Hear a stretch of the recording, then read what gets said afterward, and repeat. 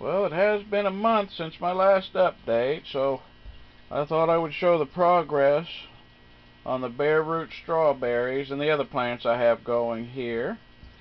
As you can see from this larger pot over here, it's already producing strawberries, and I've already harvested a couple, and it is still going like crazy. But this one was planted. I picked this one up from Lowe's last spring, so it's already been in there a year, so that's fine. You know, when they're this age, it's fine to let them make strawberries. But on your recently potted ones, what you do not want to see is this here in the middle, flowers. You do not want these to come to term like on this one here, because if you leave these on the strawberry plant, you know, they will suck all the energy away from the plant and stunt its growth, you know, for the rest of the year.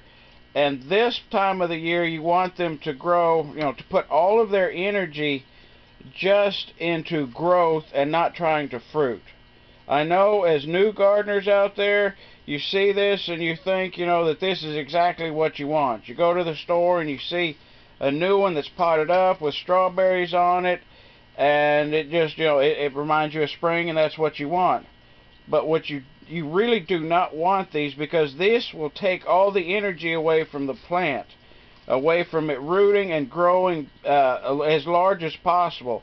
That's what you want in the first year that you plant it, is nothing but green growth. You know, pick out as many of these, cut off as many of these as you can, and also most of the runners that it will try and put out, because you want the plant itself to be as healthy as possible and as large, so that way next spring when it comes back you can let it flower and it will produce much more than if you had just let it go ahead and fruit this year and then a little bit next year. So that's the best way to do those, and they will grow like crazy. So, you know, it does not take much, as you can see, and you will save a great deal of money rather than, you know, paying, you know, $3 to $5 a piece for them at the store. So that's one way to do it. Another way is when you have flowers such as this coleus, though not technically a flower, but and you want more of them, it is very easy to divide them. As you can see, this one here is getting rather large. This one in the background, they're all one plant. So the best way to do it is, just a moment, is to take it like so, get a little bit of length on it, cut it. I know it looks horrible right now. Pinch off these bottom parts.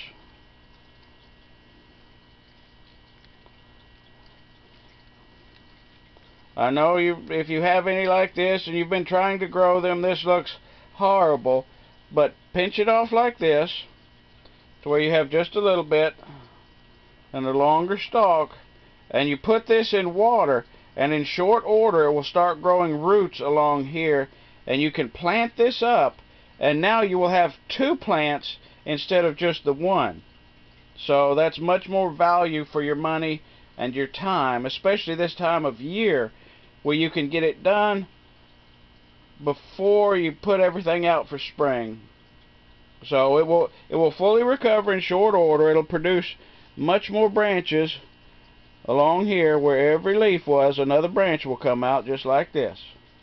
So don't be disheartened to do it. And I hope you've enjoyed the video.